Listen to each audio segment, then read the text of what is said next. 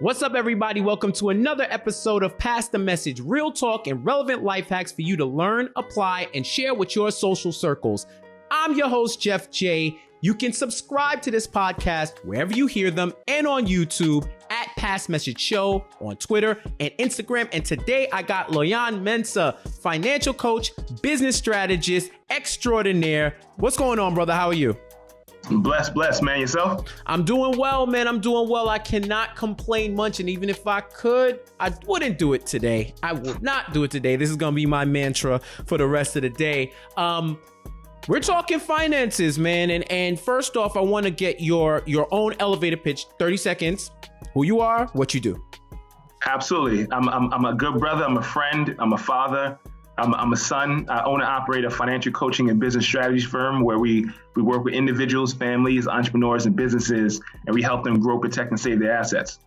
All right. So that sounds important, man. That sounds real important. I got a lot of questions. The people have a lot of questions, and we're going to learn today. So first off, why do we need a financial planner? Why can't we just do it ourselves? There's some people who say that we should. There's some people who say that they swear by advisors. What's your perspective? Now, I call myself a financial coach on purpose, right? Nothing against a financial advisor or a financial planner, but my mindset is I don't want to just provide advice. I don't want to just tell someone what to do. It's about education, right? So I played sports growing up. Ultimately, you have a coach for a reason, right? The coach is there to give you a playbook in the beginning of the season. You study the playbook. And if you think of every year like a game, right? 4 quarters. Some games you may do well in the first 2 quarters, but not too well in the last 2. But the key is to get to your financial championship. And then the way to look at it is none of us are professional money managers, right? We grow up a certain way. We're educated in whatever field. A dentist doesn't work on their own teeth, right? A heart surgeon doesn't do heart surgery on themselves, right? Although they're skilled at it. The key is even if you earn money, you make money, having someone to educate you on how money works, it's vital. And that's interesting you say that because for example, I know personal trainers who have personal trainers. You get other professionals to give you a different perspective and a different look so that you know what's going on. So that's something that's really important. And I love the idea of coaching and studying with somebody so that you can get more knowledgeable on a subject and hone your skills so you can perform better in whatever field that is. So I may not be a personal trainer, but if I work with a personal trainer for 6 months, by repetition and by experience, I know what I need to do in order to get the body that I need to get. So our financial bodies, in a sense, are the ones that we have to train every day. Absolutely. That's something that's really, really key to lock into. It's 2020, man. You know, we're in the midst of a recession, pandemic, massive dumpster fire that's been this year. So finances, you know, I got a lot of people that are out of work, a lot of people who aren't making as much as they would due to quarantining and everything going on. What is one financial thing that we should all consider during this time? This is the greatest financial reset in our lifetimes, right? So some of the video games back in the day, right? If the game wasn't working, you got to press the reset button. You took the cartridge out. Blow the cartridge, yep. Blow the cartridge, right? So when it comes to your finances, you got to do the same thing because regardless if you lost your job, if you downsized, so now you're working less hours, or whatever it is, you got to take a step back for a second, right? Because sometimes people just want to push through, right? It's like, I'm gonna grind versus a line and flow, all right? So when it comes to your money, you got to just take a step back, see what's going on, and then actually create a game plan to get you out of that situation. Okay. So what in terms of that game plan, right? Well, you touched on a couple of things. You said this is the greatest financial reset where I'm assuming you're saying like now we can take a macro level look at our finances now and determine where we want to go. But why do you think that reset? Why do you think that reset is something that's advantageous for us? 100%. Over the last 4 months, the amount of money I've seen exchange hands has It's been the largest shift of money probably my entire life in terms of what I've seen. Mm-hmm. So what I believe people need to do is just be present and really focus on what's happening, right? Stocks are now cooler than they've ever been, right? So more people are putting money there. Individuals receive money from unemployment, right? Obviously, it dwindled down at the end of July, but some individuals were getting close to $4,000 a month, Mm-hmm. which is that's close to $50,000 a year if you think about it, right? So having those disciplines, you had the EIDL funds, you had the PPP funds. There was so much money being dumped into the system, and that's why as long as you either have a financial coach or someone who is telling like, hey, this money, the government was throwing money at people. You just have to be there to catch something, right? And even if you didn't, it's not about being discouraged because there's still hope. There's still ways to maneuver. But the key is because there was a reset, you gotta check what's in your savings. Check your cash flow. Right? See yourself like a business. So check your cash flow. If your cash flow went down, a business doesn't just keep pushing forward. They look at what's going on. If they got to reduce salary, whatever they need to do to not just survive, but thrive through the process, they have to do. And we have to start seeing ourselves as an entity. Mm-hmm. And once you see that, you just operate differently, in my opinion. But it first starts with the mindset that people have when it comes to their money. What is an issue with mindset that people have with their money, and how can they overcome it in order to make more and be more wealthy and financially sound? Great question. A lot of us, especially within a certain our communities, we've had financial trauma, right? And we have to see it as trauma. Like growing up, some people grew up around individuals who said, money's evil, or it's tough to make money, or it's hard to be rich. Whatever these things, this programming that we've gotten over the years, we have to first identify the fact that we've been programmed to believe that we may not be able to have the lifestyle or have the life that we want financially. So once we identify that and realize that it's not serving us, then we can start to reposition and figure out what's happening. But first we have to identify that although, for instance, there's some people who, let's say, earn six figures, 100,000, 200,000, 300,000, whatever it is, but it's tough for them to realize why they're not getting ahead. And it's more so because it doesn't matter how much money you earn or make, it's about how much money you keep. So that in between is key. So these conversations are so important for people to understand that it's one thing to make money, but it's another thing to realize what's your money story, what's your relationship with money. And we have to sort of divorce our old relationships with money and marry to the new idea that we're worth it, it's possible, and it can happen. And then obviously leverage a coach or someone to help guide you and execute on what you learned. That deprogramming point is so important to me, and it resonates with me because it's followed a trend of enlightenment that I've personally walked and that I feel like a lot of people are starting to realize with a lot of things, whether it's finances, whether it's inherent stereotypes or biases or prejudices and different mentalities, right? You have to learn, you have to unlearn, and then you have to apply, right? Like that. I think that's something that's paramount with finances. We've learned a lot of bad habits. We've picked up a lot of bad habits throughout the years, whether it's through ignorance or through incompetence in terms of not having the skill to know those points and know those tips that you've shared and just know those common best practices. It's like if I want to lose weight or I want to get into a certain shape, but I keep eating junk food, it's not going to happen. So at some point you have to learn what's causing you to either eat the food or not be able to detach, then unlearn those practices and then apply what you've learned to your life to make it a lifestyle. And I think financial lifestyle is something that's super important.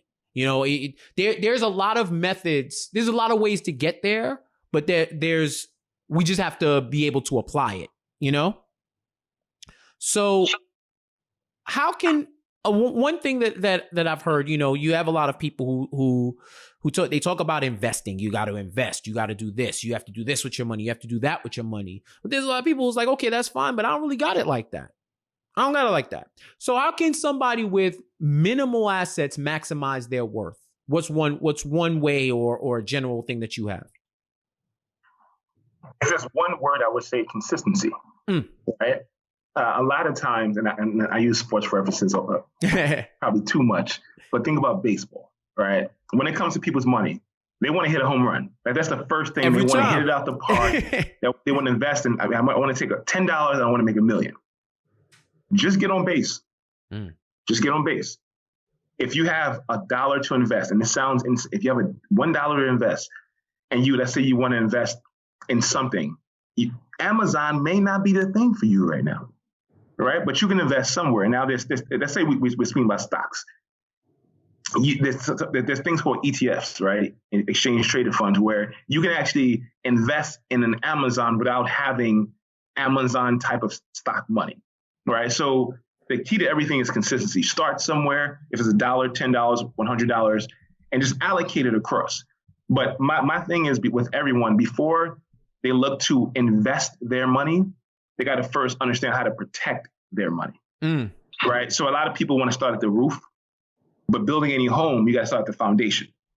So if they don't have money saved in a basic, consistent savings account, and they come to me to speak to me about investing, the conversation shifts because you're not disciplined enough to invest if you're not disciplined enough to save some of the money that you make.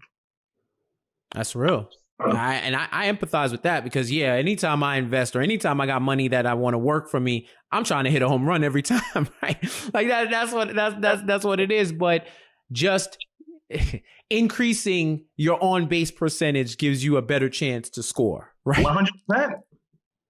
Yeah, I hear that. And it's, a lot of investments groups, shout out to Options Gang. We always talk about all gains are good gains. There's some people, if you make 20% on a stock in any way, you're beating the market average in people's 401ks and people's IRAs and any type of retirement accounts. You're beating a market average. So if you get 10 of those, you're stellar in that sense. But that ambition to hit the home run could have you lose money too. So it's that balance that you got to have, right?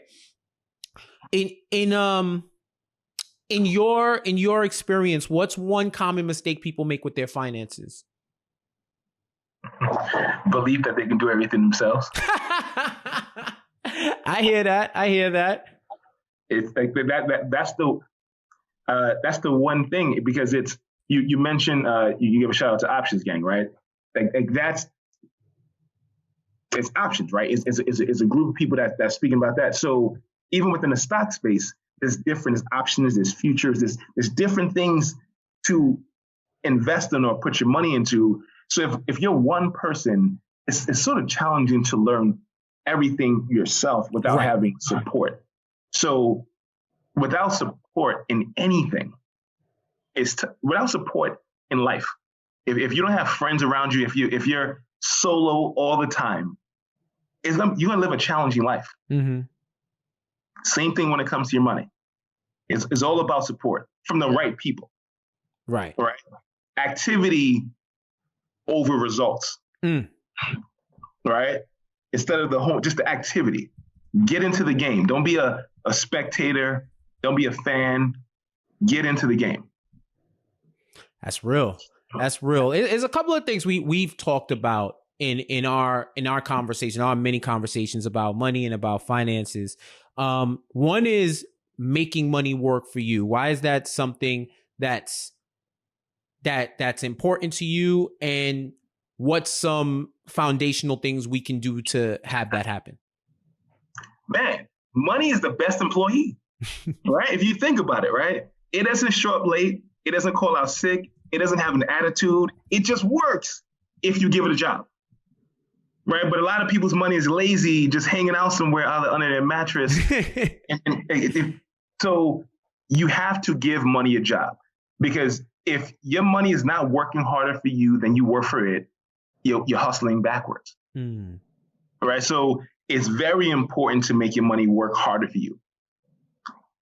And it can be in various ways, right? So a lot of times, when it comes to saving or investing, we only think about the gains when it comes to whatever vehicle you put your money into.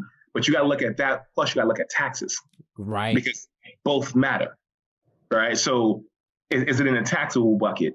Like, let's say stocks or mutual funds or interest in a savings account? Is it in a tax deferred bucket? IRAs, variable annuities, pensions, or is it in tax exempt? Roth IRAs, municipal bonds, cash value life insurance.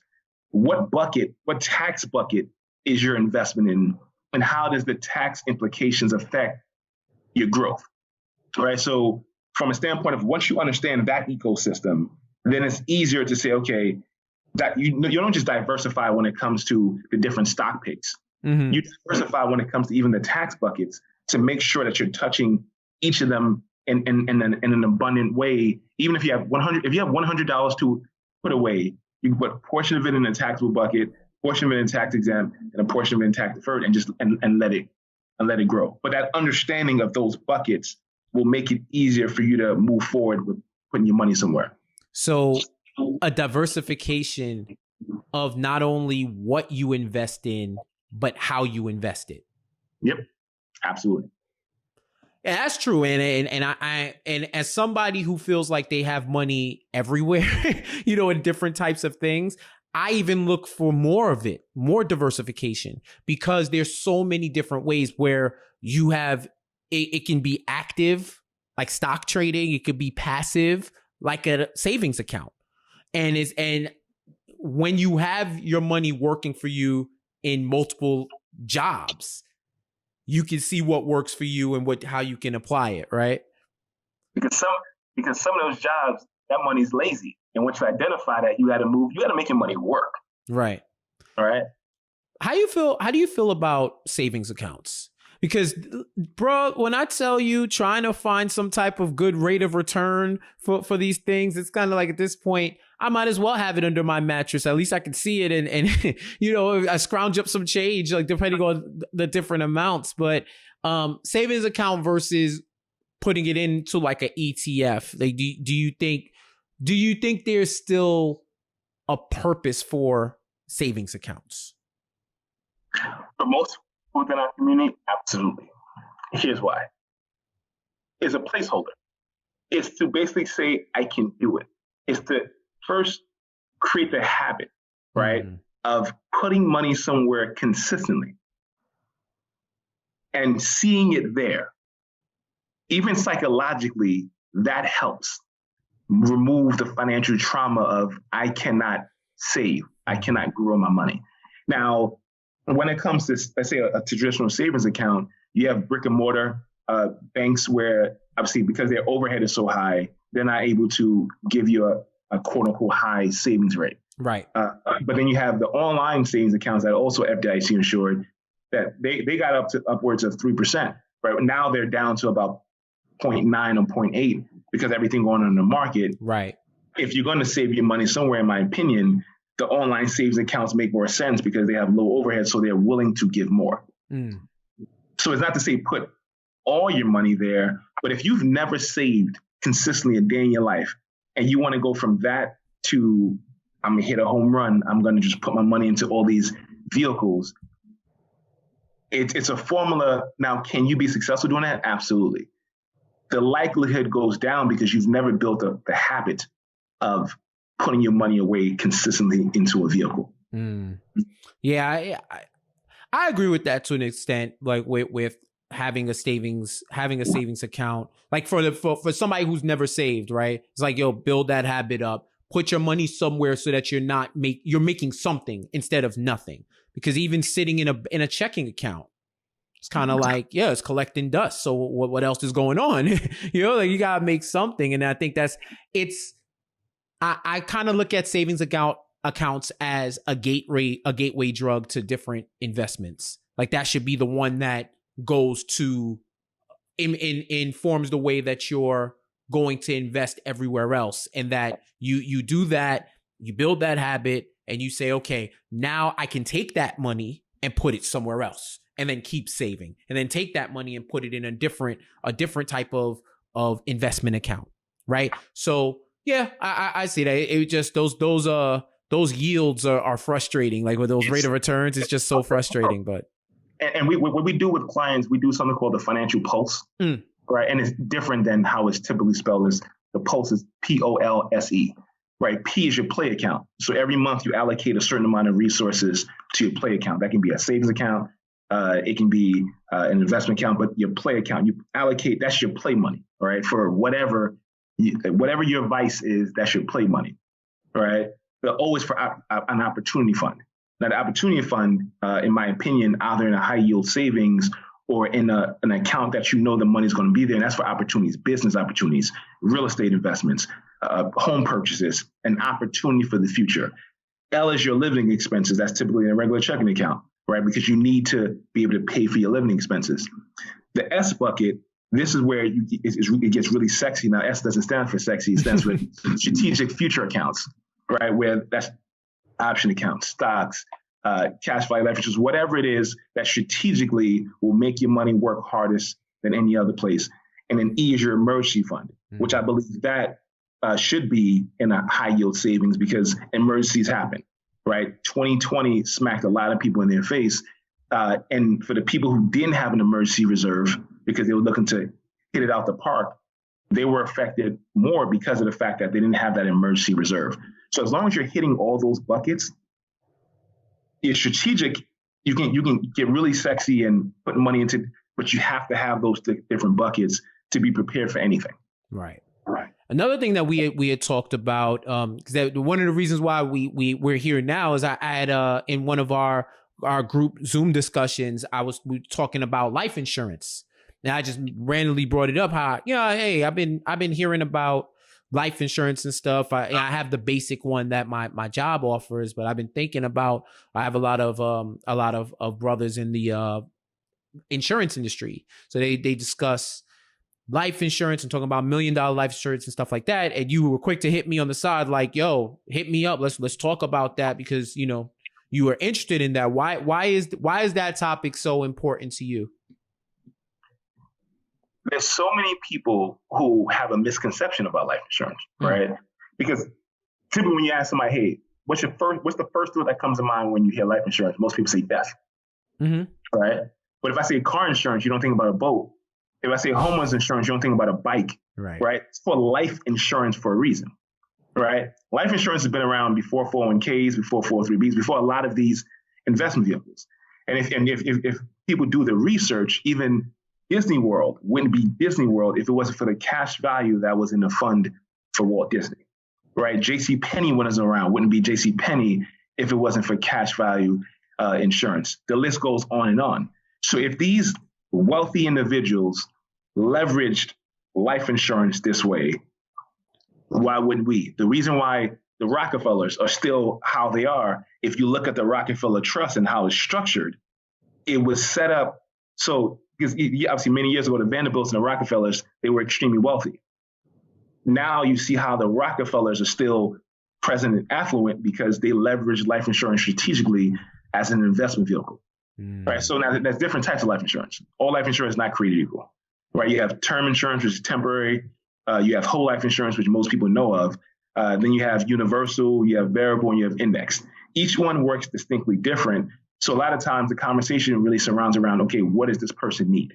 Now, if you have children or if you have any loved one that depend on you financially, this no-brainer. You need life insurance, period. It's not even if you actually care about them, you need life insurance.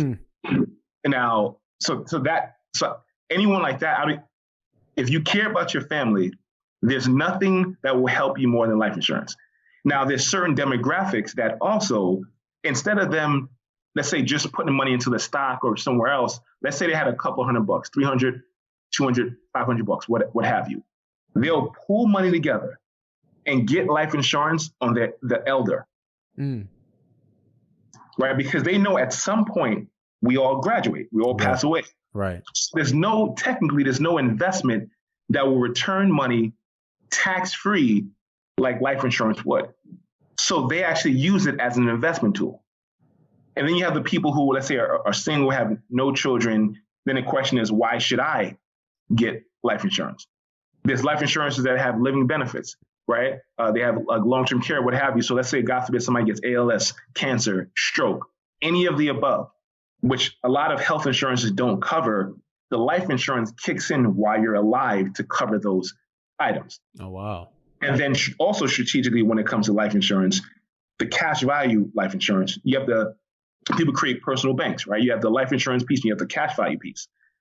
So you buy a little bit of life insurance to have the tax benefits where your money gets to grow. If the market drops like it did this year and like it does typically every 8 to 10 years, you'll never lose a dime. If somebody sues you, it's incubated and it keeps growing and growing at a point where 10 years, 20 years down the line, whenever you want to pull out the money, you get to pull out the money tax exempt. So I always ask people, you tell me where you can put your money in America right now, where it's just as safe as banks, right? Banks are protected by the FDIC, Federal Depository Insurance Corporation. So it's an insurance company. It can grow potentially like stocks. And then when you pull out your money, you pull it all out tax exempt. I always ask the question, give me one place you can do that. And most people have no idea. None. Outside of cash value life insurance.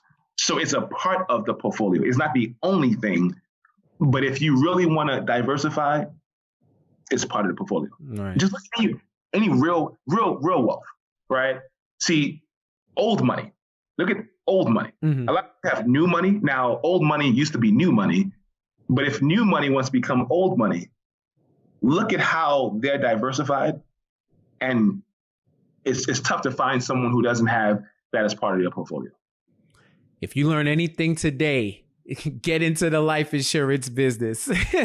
Because I tell you, you hear that breakdown, and there's a lot of stuff that I never knew about life insurance. And hearing that, it makes it a vital importance to get into that too, especially for you have older mom and dad, parents, uncles, aunts, whoever the elder is. Like we all should be covered. We all should be covered. Caveat though, all people who sell life insurance are not created equal. So I'm not going to say go out there, just trust anyone, because just like anything else, there's some trash folk and some people who actually care. Right. So there's a difference. I would never say that I'm a life insurance agent, but I teach people how to properly buy life insurance. Right. All right. There's a distinct difference. Like if you're selling life insurance just to sell it without educating the person on why it makes sense based on their situation, that piece can be problematic. But if someone actually cares to learn about the history of life insurance and how it's been applied, even with a lot of people that they look up to, wealthy individuals, athletes, entertainment, then those conversations will lead to more awareness, which ultimately leads to someone being able to pick up something that makes sense for them and their families. That's real, bro. That's real. Well, you gave us a lot of information on financial coaching and the strategies that we can apply, but I want to know the things that you have that we can apply in our daily life. So we're hitting the Pass the Message session. So first off, what's one skill that you use on a day-to-day in your career that you feel like anyone can benefit from? Awareness. Right. I'm constantly paying attention to my thoughts, my feelings, and my actions. Constantly. Right. And I'm man enough, person enough, human enough to check myself when I drop the ball in the area.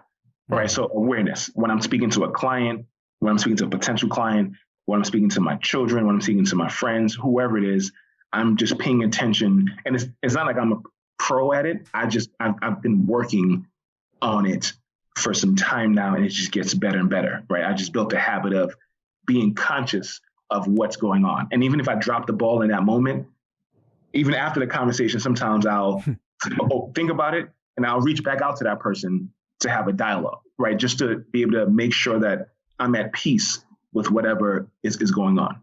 Right. That sounds like both awareness and humility too, right?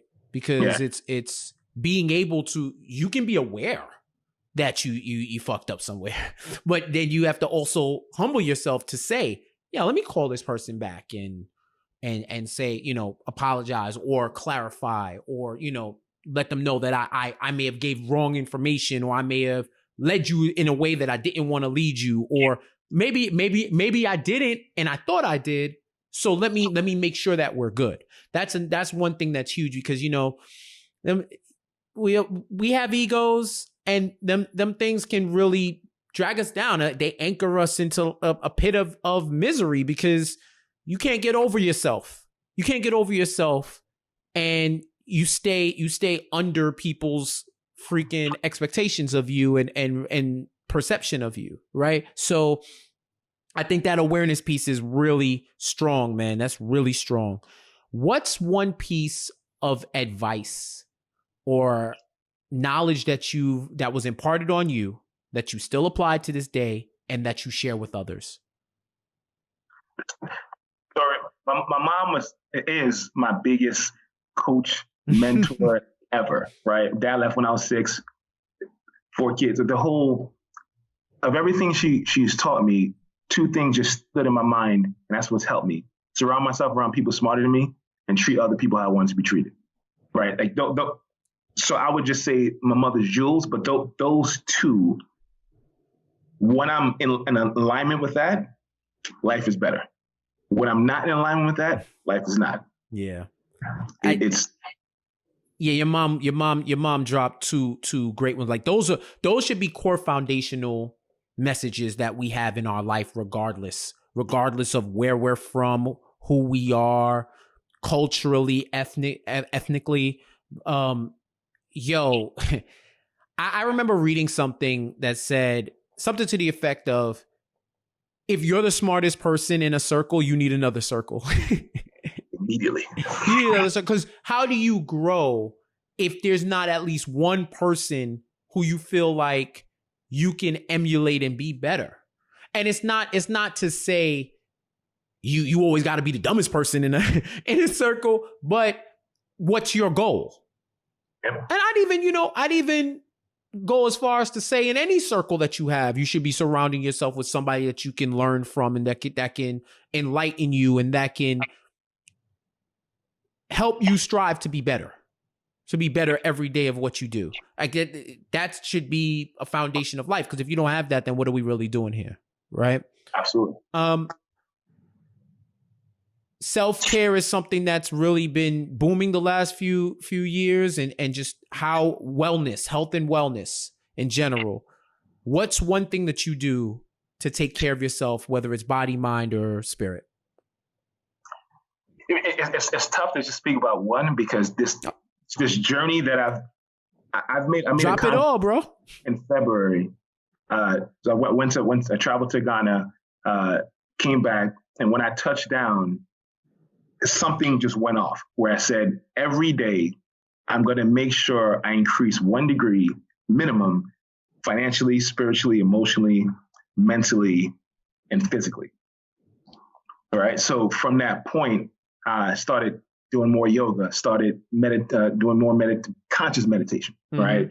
I dropped 50 pounds. Right? Everything, because I realized that we're all athletes, right?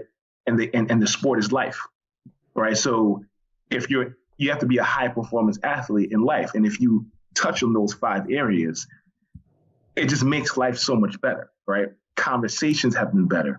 Everything has been better, because I made that conscious decision back in February, before, obviously, in March, when things really hit the fan, that I was going to operate life differently. And I've attracted better folk into my life. I've purged not so good folk out of my life, and because I'm comfortable with being uncomfortable. And the people that I'm surrounding myself with are people who are comfortable being uncomfortable, because in that uncomfort is where growth begins. That's real, man. And as somebody who's gone on my own journeys since the beginning of this year, that vibration that you're on is real, right? When you're able to consolidate your thoughts, your feelings, your intentions, and your actions, and be mindful of them, that's how you attract those better people into your life. That's how you literally draw those positive vibes to you. And you're able to extract that and release your own positive energy into the world. And you see the results. Like you just see it. Like you just see you see your emotions, you see your mood, you see the people around you, and you just know. You just know. Like it's quantifiable, and the qualitative results as well from just your mood, just your disposition around people. Like it's real, man. It's real. So to see you realize that, and you know, it's going back. Your family's from Ghana, right? Yeah. So like going back to like where your family's from, and just having those experiences outside of what you're used to, it helps to like build you up. It helps to build you up and to give you a different perspective than you are before. Because when you're doing the same thing all the time, you don't really evolve. When you see different things, then you can add it to the repertoire of your life and grow, you know? So that's something, if you're talking about health, if you're talking about wellness, treating your body like, treating your life like a sport is something that can be beneficial. So I really like that. I really like that for real. All right. Before we get out of here, a few rapid fire questions. What's one thing that you've seen? What's one thing that you realized you couldn't live without when we hit quarantine, like being in quarantine, being through this whole pandemic process? Physical thing? Whatever. Peace of mind. Peace of mind. That I'll take that over anything, man. Hey, nothing else is worth it. Yeah. Peace of mind. Peace of mind. I like that. I like that. It's and you're real, because once you have that peace, you have the ability to do whatever you want.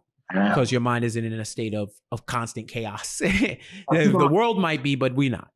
I've made a lot of mistakes in my life, right? So it's not like I'm coming on here saying, hey, I'm perfect. I'm the opposite of perfect, right? But because of those mistakes, or because of dropping the ball, I just know peace of mind is priceless, man. Yeah. Who wants to be perfect anyway? Perfect is boring. Imperfection is even better, because you can strive for something that you may not attain, but the journey you get there makes you a better person. Yes, sir. So what's an artist or music that if you feel like, hey, if you don't like this, I'm looking at you crazy? Landrell. Drill? Landrell. What is that? He's a R&B soul artist. His name is Landrell. I thought it was a type of, I was like, whoa, what is this? Landrell. So tell me about him. I came across him last year, and although it's titled R&B soul, I just think it's just food for the soul, right? He speaks about, because I've been getting into meditation, what have you, how he brings it. It's because I grew up R&B, hip hop, so he brings it from a standpoint of, it just feels like R&B, but he's speaking about chakras and energy and everything. And so he has multiple albums. He came up with 2 this year. One is called Self-Care Package.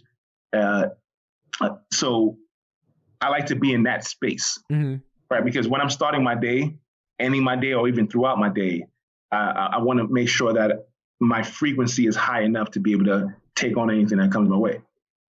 Nice. Yeah. Those vibes also extend to, you could get into the right space with the right music, and it does feed your soul, and it puts your soul at ease too. And anything that can replenish it's dope with me, bro. It's dope with me. My 2 are Landrell and Nipsey. Landrell and Nipsey. Okay, I am not shocked at all that Nipsey Hussle is in your rotation. I'm not shocked at all.